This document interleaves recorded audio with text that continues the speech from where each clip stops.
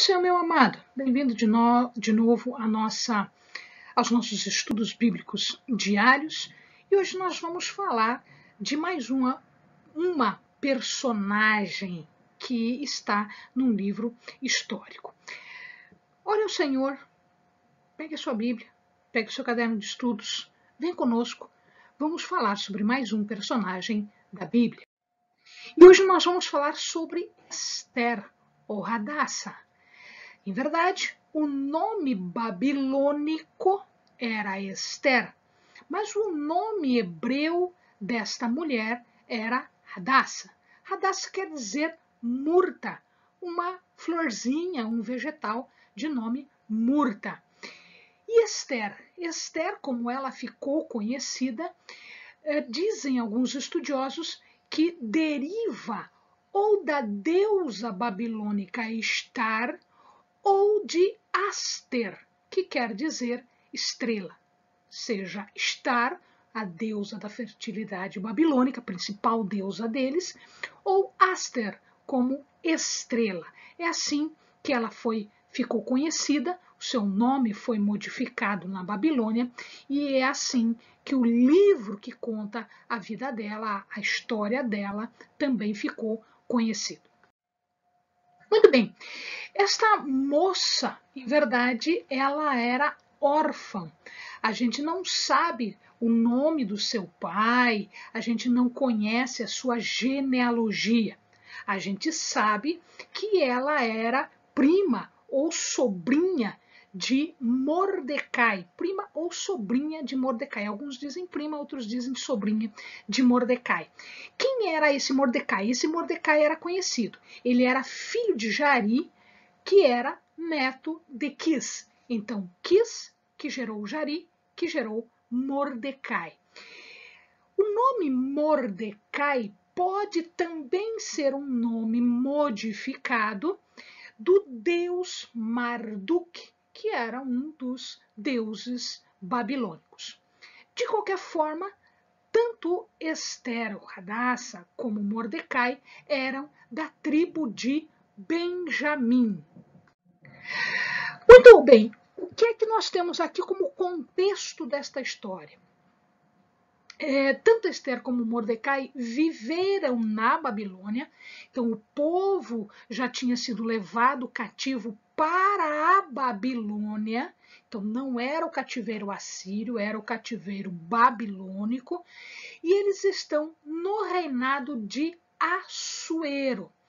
Este Assuero, a Bíblia fala Assuero, ele pode ser reconhecido como um rei de nome Xerxes I. Então, mais ou menos da época entre 485 e 465 a.C. Portanto, nós estamos falando do cativeiro babilônico, nós estamos falando de judeus que viviam na Babilônia. Esther, ela vai substituir a rainha, que era casada com Xerxes, ou Assuero, de nome Vasti. O amado vai ler essa história. Ocorreu uma situação muito grave ali, né? Assuero, bêbado, quis mostrar a sua esposa. Vasti manda chamar, e Vasti, segundo a época, os costumes da época, ela não poderia se mostrar em público naquelas circunstâncias. Então ela se nega a fazer porque era um costume, era uma regra imposta ali. Xerxes não gostou da ideia e ele acaba eliminando-a como rainha. Então ele a afasta como rainha. E aí, para substituir, ele vai fazer um tipo de um concurso, né? E uma das pessoas que é selecionada, uma das pessoas que vai ter com o rei na sua câmara nupcial é Esther. E ela é escolhida por Xerxes como sua rainha, ou como uma de suas rainhas, porque naquela época os reis tinham muitas esposas. Neste meio tempo, Mordecai, que ficava à porta, Esse é um costume judeu. As pessoas mais velhas, mais sábias, elas se colocavam à porta para fazer o julgamento das questões entre o seu povo. Então, provavelmente, Mordecai era uma destas pessoas. Ele estava à porta e ele ouviu uma trama de assassinato contra o rei Assuero.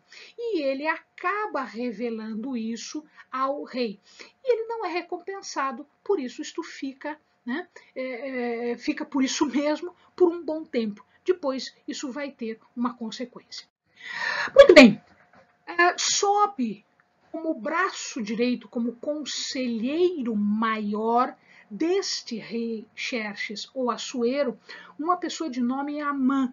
Amã, ele era extremamente orgulhoso, muito arrogante, ele tinha uma sede de poder, ele queria ter poder, posses, ele queria ter um status muito grande. Se ele pudesse, ele ficaria no lugar do rei.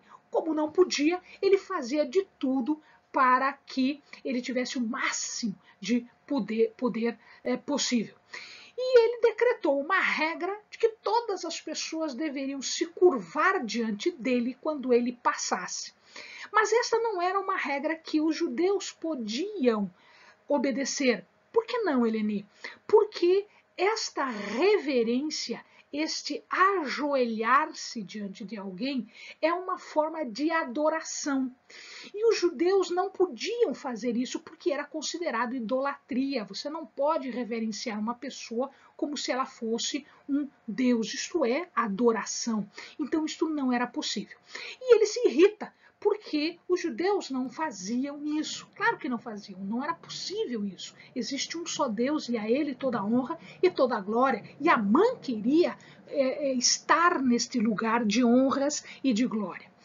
O que ele fez foi armar uma cilada, tanto para Mordecai quanto para todos os judeus. E ele lançou as sortes. A palavra fala em pur.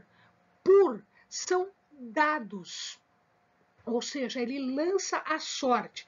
Na verdade, é assim, não é um dado como este aqui, mas era um dado muito semelhante a esse. Então, ele lança isso para saber qual o dia, qual o mês em que haverá um edito, que ele convenceu o rei a fazer esta regra, um decreto, para que as pessoas pudessem matar os judeus, e os judeus não poderiam se defender ou não haveria nenhuma consequência para a morte dos judeus. E as pessoas ficariam com os despojos, ficariam com as riquezas, com o que os judeus tivessem.